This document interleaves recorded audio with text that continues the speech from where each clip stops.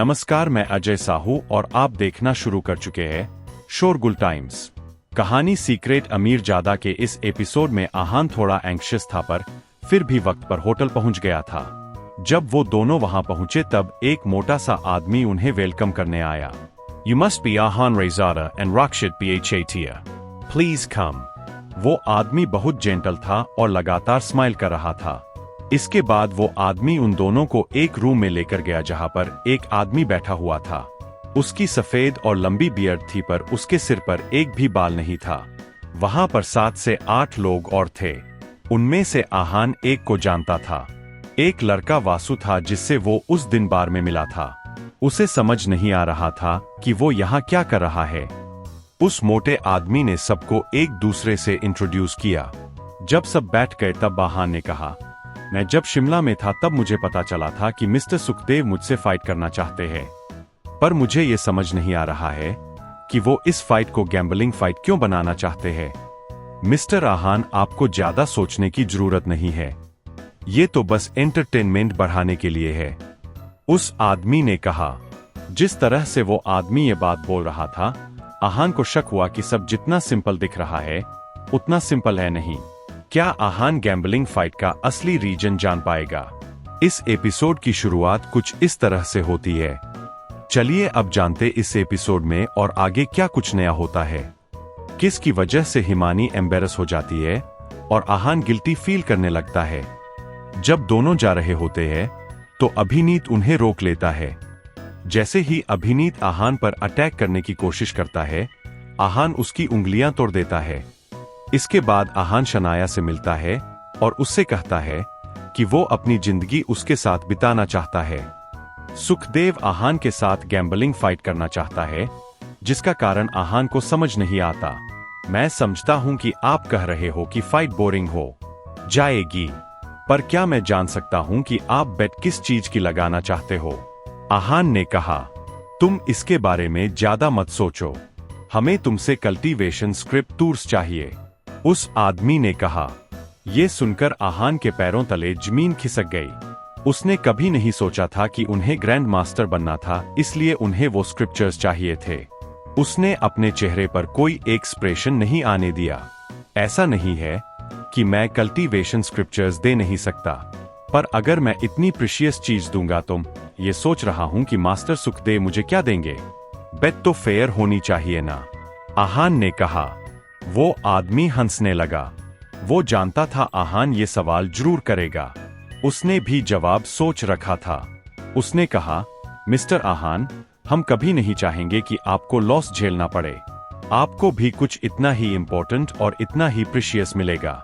आहान ने कुछ नहीं कहा और उसकी बात सुनता रहा।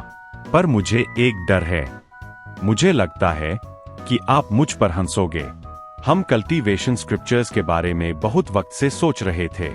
हम ये भी जानते थे कि आपसे वो लेने के लिए हमें भी आपको कुछ देना पड़ेगा। बहुत सोचने और ढूंढने के बाद हमें वो चीज मिल गई जो कल्टीवेशन स्क्रिप्चर्स के बदले में हम आपको दे सकते हैं, उस आदमी ने कहा। ये बात सुनकर आहान बहुत क्यूरियस हो गया।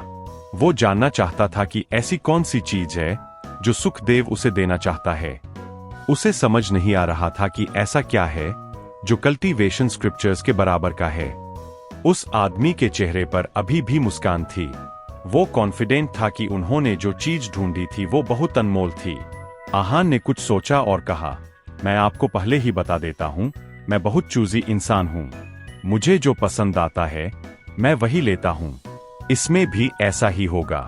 वो आदमी हंसा और उसने कहा, हमने आपके बारे में अच्छे से रिसर्च किया है। हमें पता है आपको क्या पसंद है क्या नहीं, इसलिए आप बेफिक्र हो जाइए, आपको ये चीज भी अच्छी लगेगी। ठीक है, फिर बताइए वो चीज क्या है? आहान ने कहा। उस आदमी ने इशारा किया तो कुछ लोग दूसरे कमरे में गए और वहां से एक बड़ा बॉक्स ले आए। उन्होंने उस बॉक्स को उस मोटे आदमी के पास रखा और फिर वहां से चले गए। उस आदमी ने एक छोटी गोल्ड की चाबी निकाली। आहान ने बॉक्स देखा तो उसे दिखा कि कीहोल भी गोल्ड का बना हुआ था। उस आदमी ने लॉक खोला और फिर रुक गया। वो आहान की तरफ और उसने कहा, आहान, इसमें जो चीज है वो मुड़ा एक्स्ट्राऑर्डिनरी है। वो आदमी आहान की क्यूरियोसिटी बढ़ा रहा था। वो उसे सस्पेंस में रखना चाहता था पर खुद भी बॉक्स खोलने का इंतजार नहीं कर पा रहा था। उसने धीरे धीरे बॉक्स खोला। आहान बॉक्स के बहुत पास था। उसमें क्या रखा था ये देखने के लिए उसे खड़े होने की भी जरूरत नहीं थी। उसे लग रहा था कि उस बॉक्स में कुछ बहुत ज्यादा एक्स्ट्राऑर्डिनरी होगा और कुछ बहुत मैजिकल होगा। पर जब आहान ने बॉक्स में देखा तो उसका मुंह बन गया। बॉक्स में देखते ही उसने कहा, स्टोन। आहान को ये बिल्कुल एक्सपेक्टेड नहीं था कि उसमें स्टोन होगा। हाँ, स्टोन, पर यह कोई मामूली स्टोन नहीं है, उस आदमी ने कहा। आहान चुप रहा। उसे समझ नहीं आ रहा था कि वहां क्या हो रहा है, इसलिए वो अपनी फीलिंग्स भी एक्सप्रेस नहीं कर पा रहा था। आहान की शक्ल देखकर वो आदमी समझ गया कि उसके मन में क्या चल रहा है। उसने समझाना शुरू किया, Sukhdev sir, grand master real में पहुंचने वाले हैं, जो कल्टीवेशन स्क्रिप्चर्स के बराबर है जो आपके पास है। कल्टीवेशन स्क्रिप्चर्स का काम आगे ट्रेनिंग में मदद करने के लिए है। जितना हमें पता है, आप अभी अभी कन्वर्टिंग फोर स्टेज पर पहुंचे हो। आपके लिए जितना जरूरी ये स्टोन है, उतना जरूरी कल्टीवेशन स्क्रिप्चर्स शायद नहीं है। इसमें कोई डाउट नहीं है कि मास्टर सुखदेव की टक्कर का नॉर्थ ईस्ट एरिया में कोई नहीं है। उनकी नॉलेज हम यंगर जनरेशन के लिए बहुत खास है।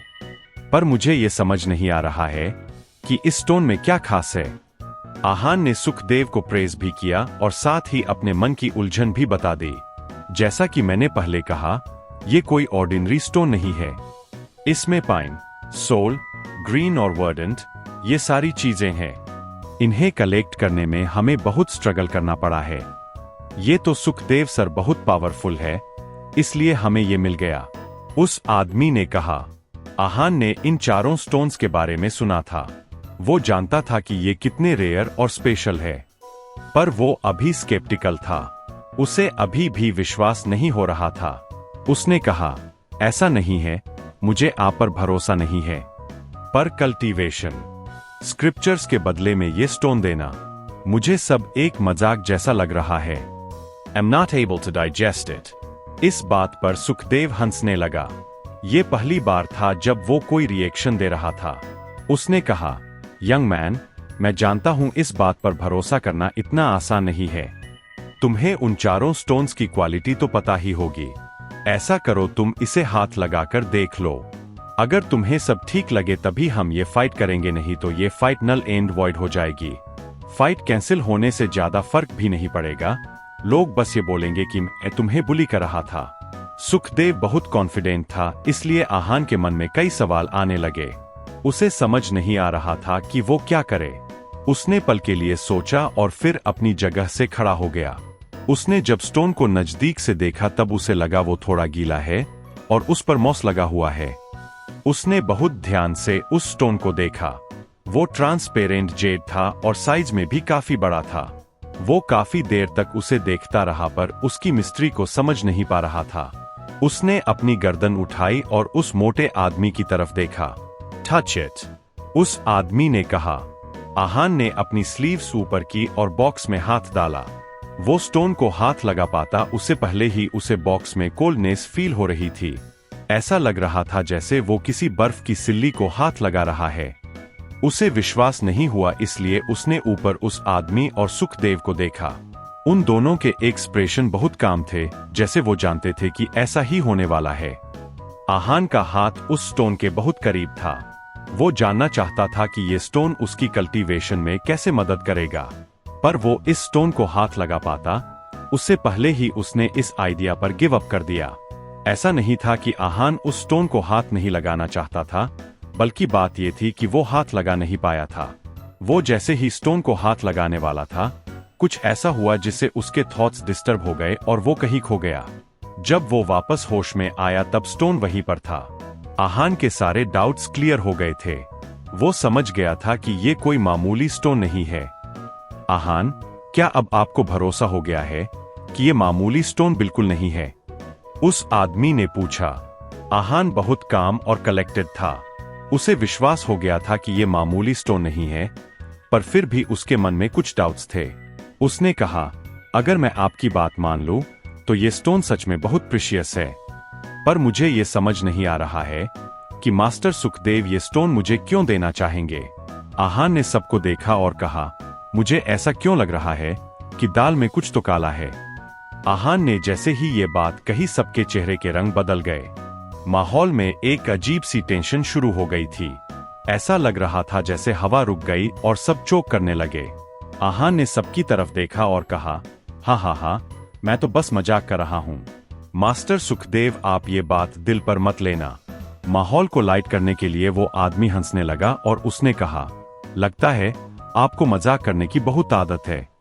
हम जेन्युइनली आपके साथ ये डील करना चाहते हैं। दुनिया में बहुत कम लोग हैं जो ग्रैंड मास्टर रियल में पहुंच सकते हैं। आप और सुखदेव सर उन कुछ लोगों में से ही हो। आप दोनों को एक दूसरे की मदद करनी चाहिए। आहान ने उसकी बात पर ध्यान नहीं दिया और रक्षित के पास आकर बैठ गया। उसने धीरे से रक्षित से कहा, ये सब कुछ इतना सिंपल नहीं है और ये लोग इतने काइंड भी नहीं है। भले ही फेयर फाइट हो पर फिर भी ये लोग इस स्टोन को बाहर तो नहीं निकालेंगे। कुछ तो बात है, कोई तो राज जरूर है जो हम समझ नहीं पा रहे हैं। मैंने इन्हें टेस्ट करने के लिए ये बात बोली थी और सबके चेहरे के रंग बदल गए थे। आहान के एनालिसिस को सुनने के बाद रक्षित भी डाउटफुल हो गया। उसे समझ नहीं आ रहा था कि फाइट कैसे शुरू होगी और बेट्स कैसे रखी जाएगी। जब बहुत देर तक किसी ने कुछ नहीं कहा, तब वो आदमी भी अपनी जगह पर आकर बैठ गया। अब सब आहान के बोलने का इंतजार कर रहे थे। बहुत सोचने के बाद आहान ने ही फिर से कहा, ठीक है, मैं आप लोगों की बात मान लेता हूं, पर यह फाइट कैसे होगी? ये एक गैम्बलिंग फाइट है, पर आप अपने रिश्ते तो दांव पर नहीं लगा सकते हैं। पर फाइट है, इसलिए एक हारेगा और एक जीतेगा। पर मेरे पास एक ऐसा आइडिया है जिससे किसी भी साइड को नुकसान नहीं होगा। उस आदमी ने कहा, मतलब? आहान ने कंफ्यूजन में पूछा। हम ऐसा करेंगे कि जो जीतेगा वो बेट की हुई चीज को 1 साल के लिए रखेगा और फिर वापस कर देगा। अगर 1 साल में उसका पर्पस फुलफिल हो गया तो अच्छी बात है, वरना उसका नुकसान है। जैसे ही 1 साल खत्म हो जाएगा उसे वो चीज वापस अपने ओनर को देनी होगी, उस आदमी ने समझाया। आहान को ये आइडिया अच्छा लगा। उसने मन में सोचा कि इन लोगों ने रास्ता तो अच्छा निकाला है। आहान तुरंत मान गया और उसने कहा, ठीक है, इट इज डिसाइडेड देन। आहान का इतना तुरंत रिएक्शन देखकर सब हैरान हो गए थे। उन्हें लगा था कि आहान थोड़ा तो निगोशिएट करने की कोशिश करेगा, पर ऐसा नहीं हुआ था। ओके, अगर आपको कोई प्रॉब्लम नहीं है तो ये फाइट फाइनल है। फाइट 3 दिन बाद सरोवर मैनर में होगी। आई होप आपको कोई प्रॉब्लम नहीं है, उस आदमी ने कहा। आहान जगह ढूंढने में टाइम वेस्ट नहीं करना चाहता था, इसलिए वो मान गया। उसने कहा, ठीक है, फाइट 3 दिन बाद ही होगी। इसके बाद आहान और रक्षित होटल से निकल गए। रक्षित के मन में बहुत बेचैनी हो रही थी। जब उससे ज्यादा देर रहा नहीं गया तो उसने आहान से पूछा, ये फाइट फेयर नहीं है, फिर तुम कैसे मान गए? आहान फाइट अनफेयर होने के बाद भी क्यों मान गया? आगे जानने के लिए बने रहिए हमारे चैनल शोरगुल टाइम्स के साथ। बस इसी के साथ यह एपिसोड समाप्त होता है। इस एपिसोड को आगे बढ़ाते हुए कल फिर मुलाकात होगी। आज के लिए बस इतना ही। अब कल तक के लिए इजाजत। नमस्कार, धन्यवाद।